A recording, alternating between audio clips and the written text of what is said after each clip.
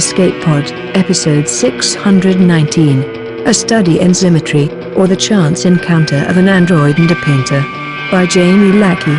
Welcome to Artemis Rising.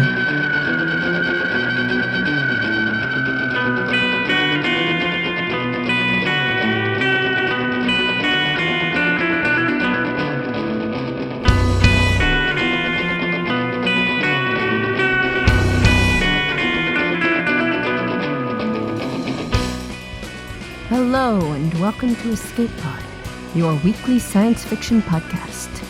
I am your host this week, Tina Connolly, and I am here to bring you A Study in Symmetry, or The Chance Encounter of an Android and a Painter, by Jamie Lackey. This story is original to Escape Pod. Jamie Lackey lives in Pittsburgh with her husband and their cat. She has over 130 short fiction credits, and has appeared in Daily SF, Beneath Ceaseless Skies, and Cast of Wonders. In addition to writing, she spends her time reading, playing tabletop RPGs, baking, and hiking. Her novel, Left Hand Gods, is available from Hadley Real Books, and her short story collection, The Blood of Four Gods and Other Stories, is available from Air and Nothingness Press. You can find her online at jamielackey.com. Your narrators this week are Divya Breed and Trendane Sparks. Divya is a lover of science, math, fiction, and the Oxford comma. She enjoys subverting expectations and breaking stereotypes whenever she can. Her novella Runtime is a Nebula Award finalist, and her short stories have been published at various magazines including Uncanny, Apex, and Tor.com. She holds degrees in computational neuroscience and signal processing, and she worked for 20 years as an electrical engineer before becoming an author. Born in Texas and transplanted to California, Trendane Sparks has had jobs ranging from army medic to veterinary technician, freelance clown to kids show puppeteer. Nothing has ever made him so happy as voice acting. From video games to narrating stories, voice performers are conduits of magic and imagination. So get ready to plug in your charging board because it's story time.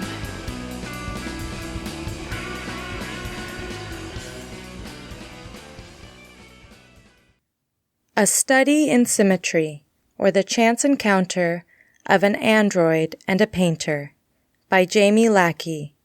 Read by S.B. Divya and Trendane Sparks. HK-812 stepped out of her charging pod and gazed out the single narrow window that her 8x14 living space boasted. The brick wall outside was a whole 8 inches away from the glass, and the morning sunshine gave the red-brown a cheery tone. As she watched, a single moth fluttered past, its wings white and delicate and brilliant in the light. HK hummed a happy tune as she pulled on her regulation gray uniform. It was going to be a good day. Lawrence stared at the empty hook by his front door. "Where are my keys?" he demanded.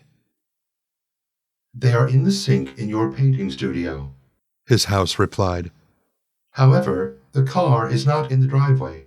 Would you like me to ping the GPS?" Lawrence sighed. Yeah.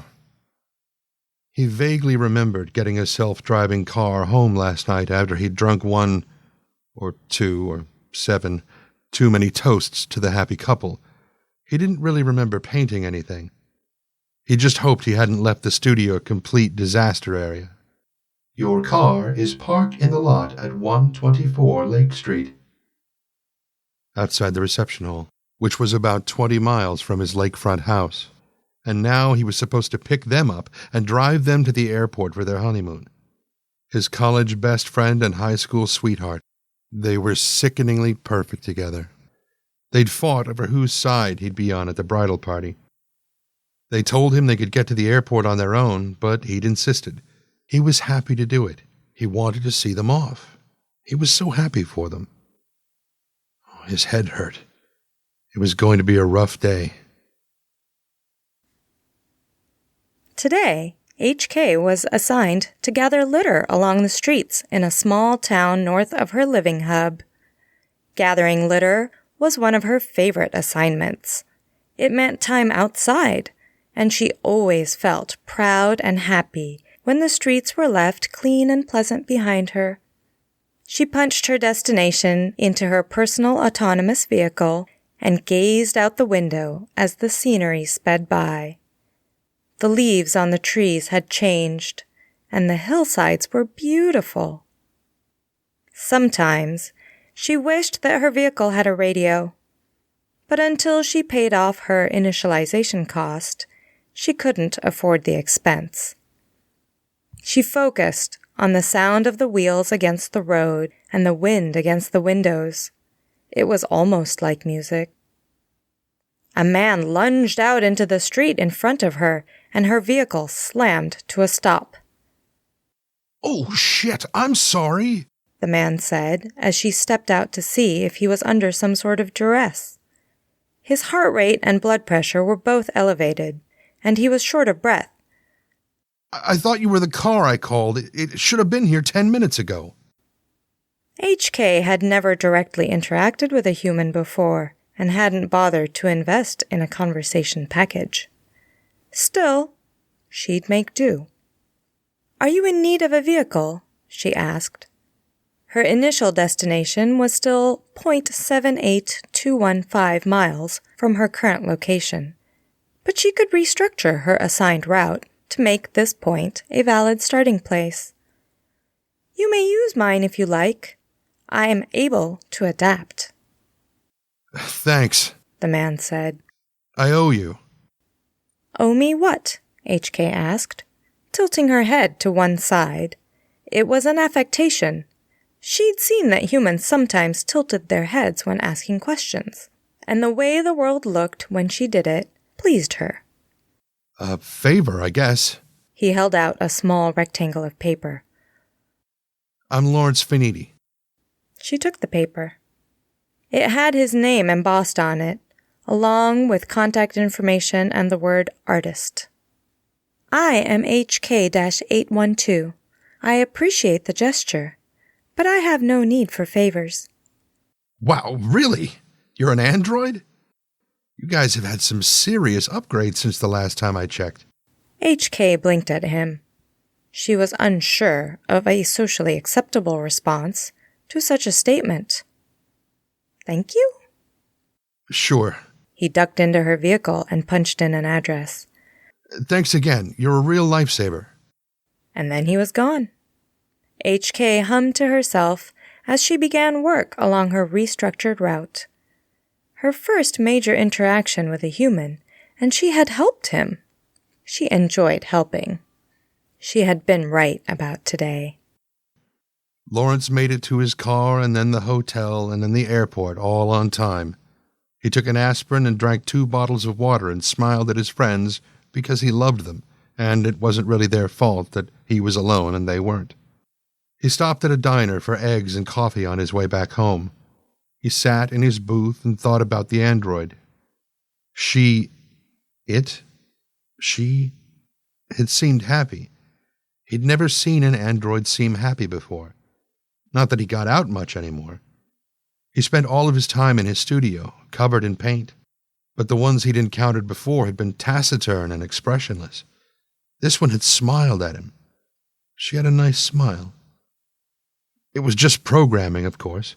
Not even he was hard up enough to fall for a pretty girl with a sweet smile that he knew was only the result of a bunch of ones and zeros whizzing around in a robot brain. But was that really that different from chemicals in a human brain?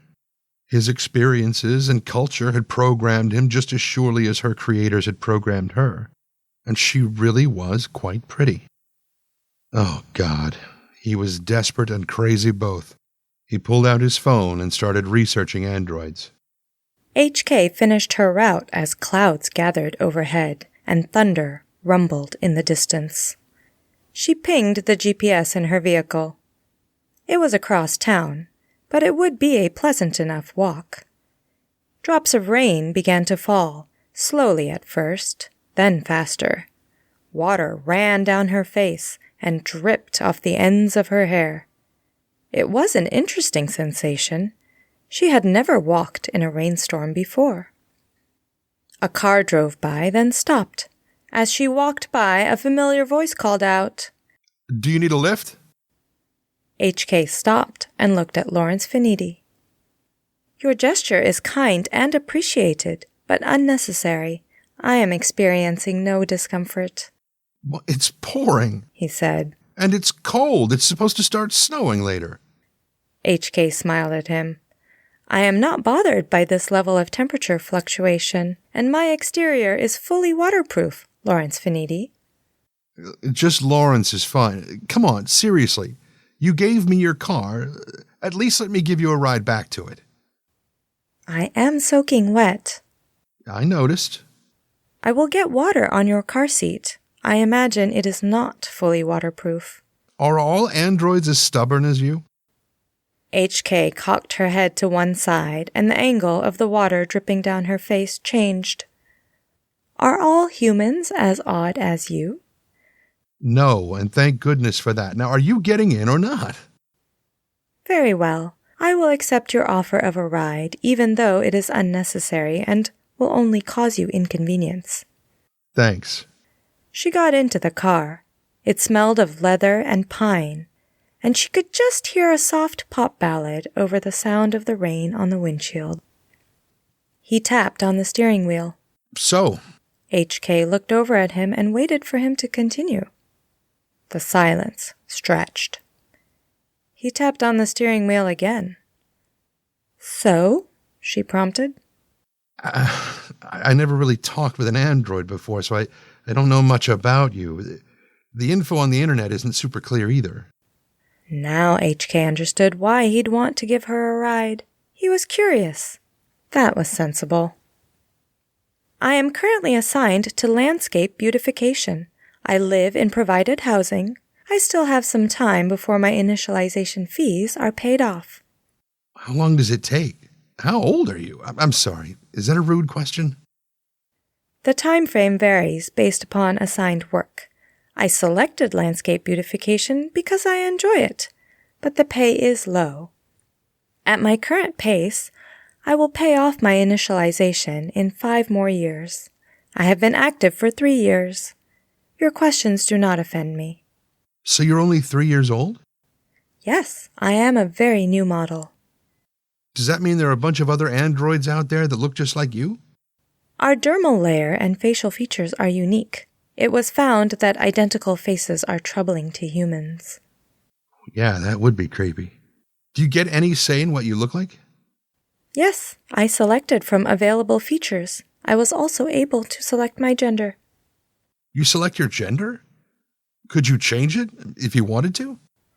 Gender retrofits are simple enough, though the procedure is somewhat costly. I believe we are approaching my vehicle. "Yeah. He pulled over. Thanks again for lending it to me." HK got out of the car and frowned at his wet seat. "You will want to dry that off." "Will do. It was nice to meet you, HK812. It was nice to meet you as well, Lawrence. Normally, when Lawrence was swept up in a stupid idea, he called Lucy or Eric to talk him out of it, but they were currently occupied with their honeymoon, and Lawrence was suddenly very glad of that. He didn't want anyone being sensible at him right now. He had managed to learn a few things from his haphazard search. Androids had quietly been declared independent sentient beings a decade ago. They could vote and own property. Once they were initialized, they had complete control over any changes to their programming. Most continued to work the same jobs after their initialization fees were paid off, and very few bothered to move out of their assigned housing. Some of the older models were millionaires. It was fascinating. Now he just needed to figure out how to find her again. Did she have a cell phone? Maybe he could contact someone in landscape beautification. His phone rang. The caller ID listed an unknown number. "It's not going to be her," he told himself. "Don't get your hopes up." He took a deep breath and picked up. "Hello?" Lawrence? He couldn't believe it. HK812? Just HK is fine. She said. Her tone sounded resigned. I think I am in need of your offered favor. Desperate and crazy and incredibly lucky. Name it. The road seems to be washed out, and I've been advised of icy conditions ahead. It's unsafe for me to continue home. All other alternative routes also appear to be unviable. Do you know of a place where I could recharge for the night? Do you need a special outlet? No, we're designed to be compatible with any standard outlet. You're welcome to stay at my place. Thank you, Lawrence. He gave her the address, then hung up. Be cool, he told himself. Don't be creepy, and no more weird, invasive questions. He looked around and realized the house was a cluttered wreck, and he had maybe 10 minutes to clean it before she arrived, if he was lucky. Lawrence's house was an absurd amount of space for a single entity. And he owned so many things. HK couldn't even imagine. He had 4 coats hanging by the door when she walked in. 4! And 6 pairs of shoes. HK's boots were sturdy enough to last for years, and she had yet to find an occasion where they were not suitable foot coverings. But there were things that were less absurd. He had an entire room full of books, which was just amazing, and he had framed paintings on his walls which were lovely. HK would have to get herself some art when she could afford it. And he had a room that was all windows. It looked out over the lake shore, and even in the gray, rainy evening, it was absolutely mesmerizing. He gave her a tour of the house, and they finished in the kitchen. It was a warm, cozy room with battered cabinets and crowded countertops. Does the guest bedroom work for you? It's a little cramped, but it's right next to the bathroom, though I suppose that doesn't matter much. The guest room was bigger than her residence. There was a plug in the room with all the windows, HK said. Would it be all right for me to stay there? With the sunroom? It gets chilly in there, and it's not very private. It's well within my temperature tolerance, and who would be out there looking in? I suppose that's true. You're welcome to any room in the house. Thank you. Do you eat or drink? Lawrence asked. There isn't much, but I need to throw something together for dinner. I do not, but I don't mind if you eat in front of me, unless you prefer I just go charge and leave you to your evening. No, please stay. Lawrence ran a hand through his hair. It seemed like a nervous gesture, though HK was uncertain what he could be nervous about. After a moment, he started moving around the room, pulling things off of shelves. I'm going to make myself some eggs, he said, cracking one into a pan. HK watched him cook. It was interesting. The sounds and smells, the way he moved from one task to the next, the way he stood and watched as the egg white turned opaque. I've asked you a lot of questions, Lawrence said. And I could keep on asking things, but you can ask me questions too, if you like. She'd been taught not to ask too many questions, but he really didn't seem to mind, and he had asked quite a few. It was only fair. Why do you need 4 coats? Lawrence laughed. It was a pleasing sound. She was pleased to have caused it, though she wasn't sure how. Well, one is for really cold days, one is for less cold days, one is for days that are just a little cold, and one is for special occasions. He flipped his egg over, taking care not to break the yolk. My temperature tolerance isn't nearly as encompassing as yours. I see. And the shoes are also for different weather and social situations? He nodded. Why do you need so much space? Do you use all of the rooms in this house? I suppose the guest room doesn't get a lot of use, but I do spend time in all of the other ones. Your card says you're an artist? Yeah, I'm a painter. I actually have a painting in the studio outside, but I didn't really want to take you out there in the rain. Did you paint any of the pictures on the walls? No, I don't tend to display my own stuff. Is painting difficult? No, and yes, it's hard to explain. Would you like to learn? HK sighed. I don't think I could afford the program. Can you only learn by uploading programs, or can you take lessons the old-fashioned way? It would be inefficient, but it's possible. Art isn't necessarily about efficiency. You would know better than I, but from what I understand, live classes are even more costly than program uploads. I'd be happy to teach you. HK wasn't entirely certain that she understood. For free. Yeah, I mean, you'd have to come up here, but I'd be happy to teach you. HK blinked at him. Why? He ran his hand through his hair again. You're nice and interesting, and I have to admit that I'd be curious to see what sort of things you'd paint. Androids have painted before. I'm not curious about android paintings. I'm curious about your paintings. No one had ever been curious about her before.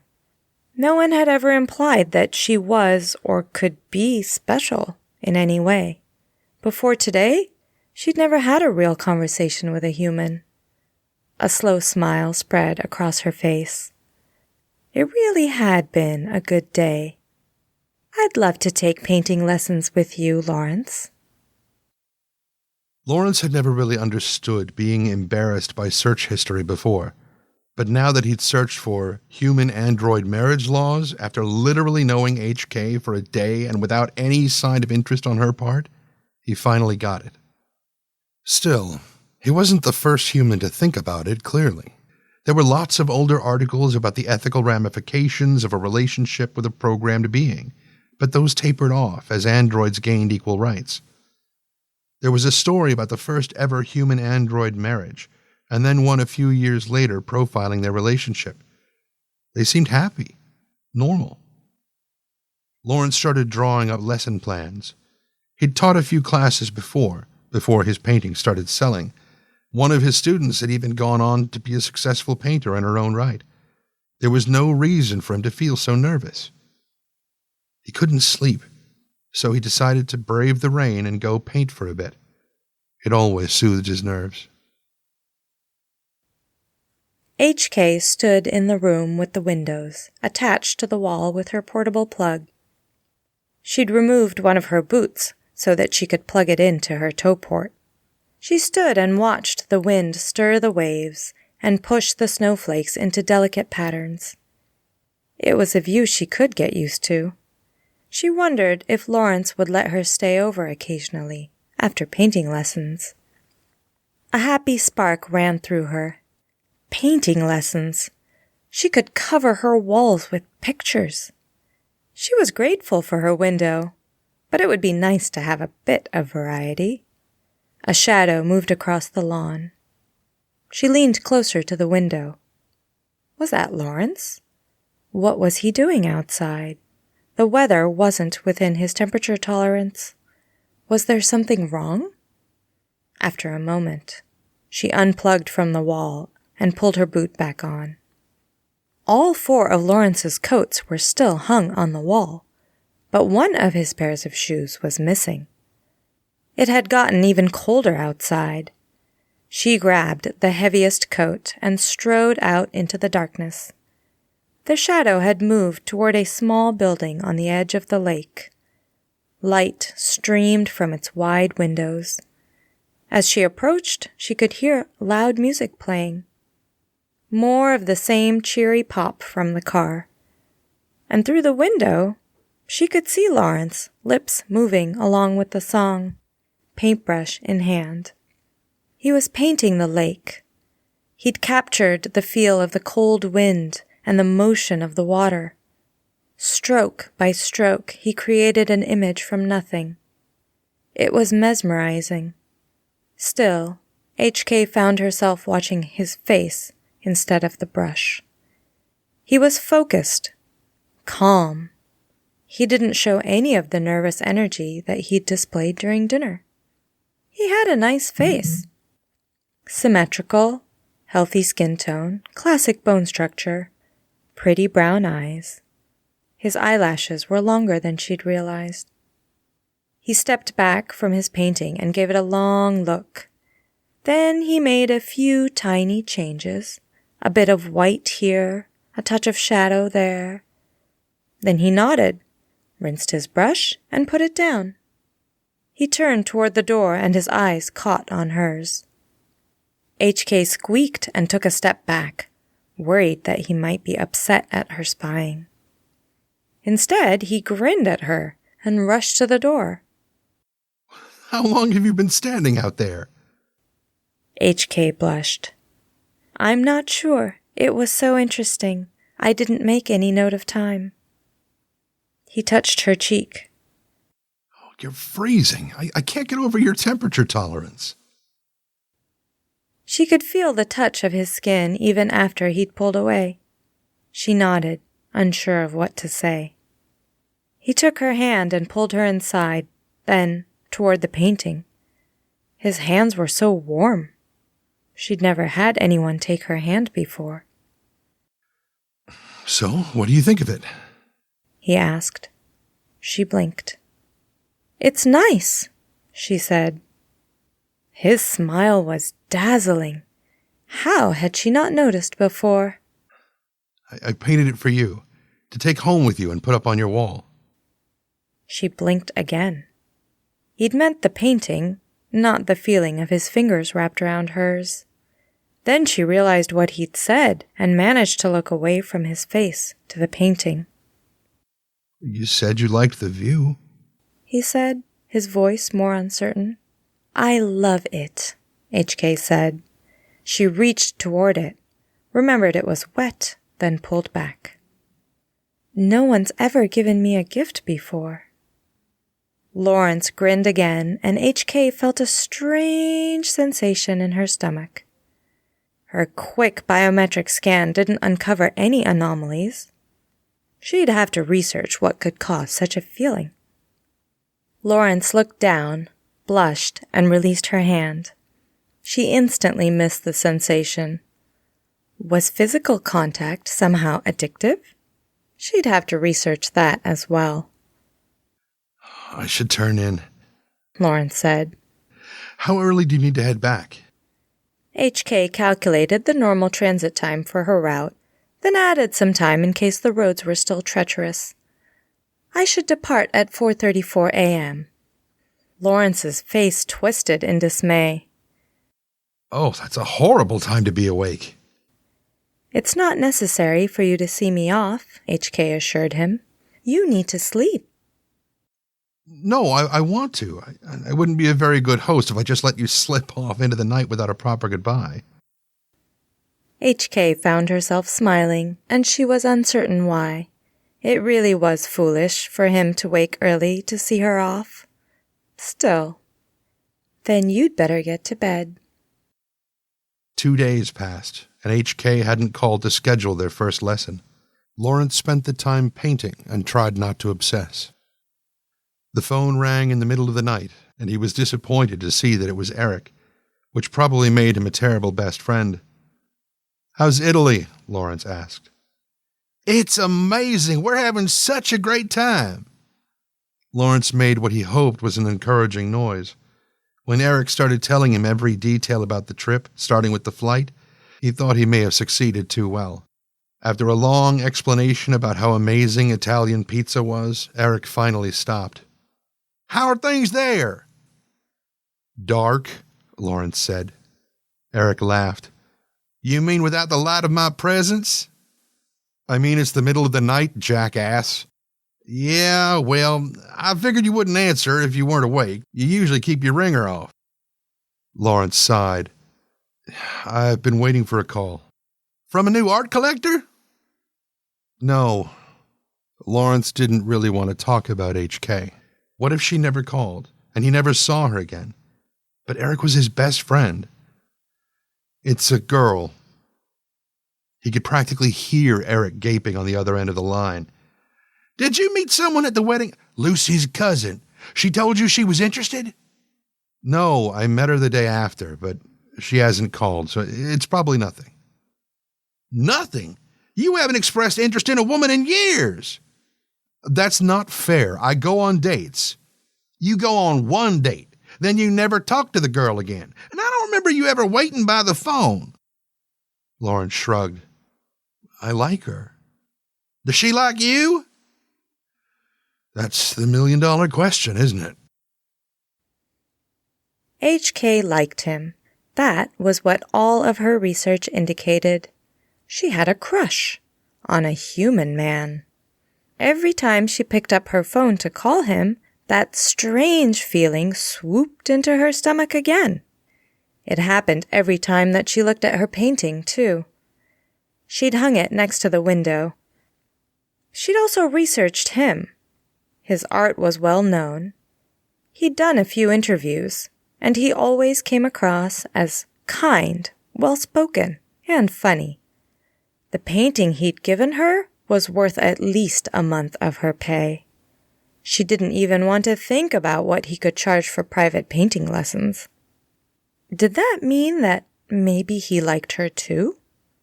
What would she do if he did? Relationships between humans and androids were not unheard of, but they were subtly discouraged.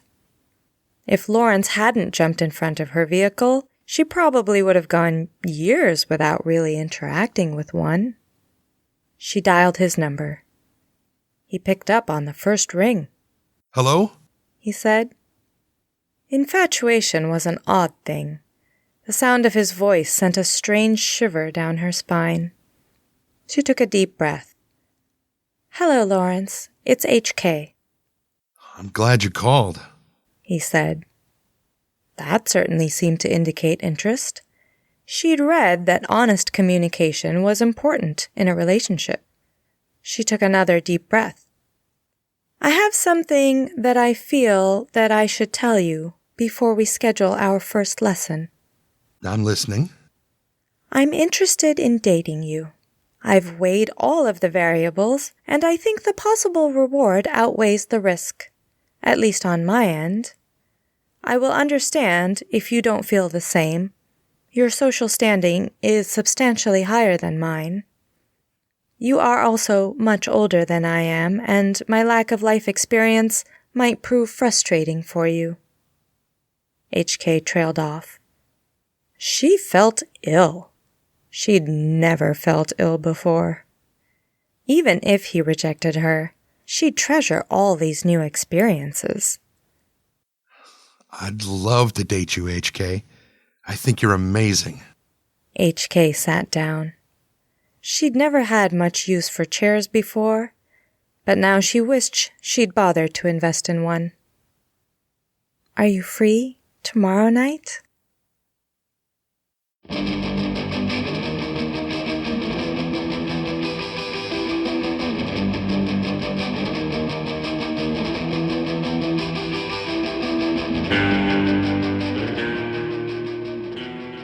This story is absolutely the sweetest.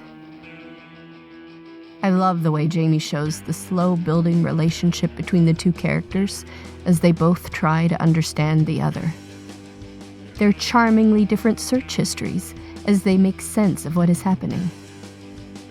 One of my favorite moments is when Lawrence offers HK a ride near the beginning, and she says, "Very well, I will accept, even though it is unnecessary and will only cause you inconvenience." But when is love logical or convenient? The other nice parallel to unruly, inefficient love is the artwork. It is where we immediately see the ways in which HK is not the stereotypical android you might imagine. When we meet her, she is appreciating the color of the light on the wall outside her building, the white moth fluttering against it. And when she first sees Lawrence's house, there are the same things. She thinks 6 pairs of shoes are far too many, and she observes that she herself has yet to find an occasion when her sturdy boots are not suitable for the event. But then she sees his art, and that she immediately understands. even though paintings on the wall are surely no more useful than 6 pairs of shoes. Even with all that, I didn't expect that the android would make the first move. But then I probably should have. Once she's done enough research to fully understand what is going on, it is, after all, the only logical answer. On a housekeeping note, Hugo nominations are now open. If you are considering nominating Escape Pod, Pseudopod, Podcastle, or Cast of Wonders, then you should know that the correct category for any of these is Best Semi-Prozine. Now, if you wish to nominate the editors of Escape Pod, then the correct category there is Best Editor Short Form, and the full lineup of Escape Pod editors for 2017 consisted of Divya Breed, Mur Lafferty, and Norm Sherman. I think they do and did do an amazing job, even if I am, perhaps, a wee bit biased. Escape Pod is a production of Escape Artists, Inc., and is brought to you with a Creative Commons Attribution Non-Commercial No Derivatives license. Don't change it, don't sell it, please go forth and share it. Escape Pod relies on the generous donations of listeners exactly like you. So, if you enjoyed our story this week, then consider going to escapepod.org or patreon.com/EAPodcasts and casting your vote for more stories that have very embarrassing search histories. Our opening and closing music is by Daikaiju at daikaiju.org. And our closing quotation this week is from Henri Matisse, who said, "Creativity takes courage." Thanks for listening, and have fun.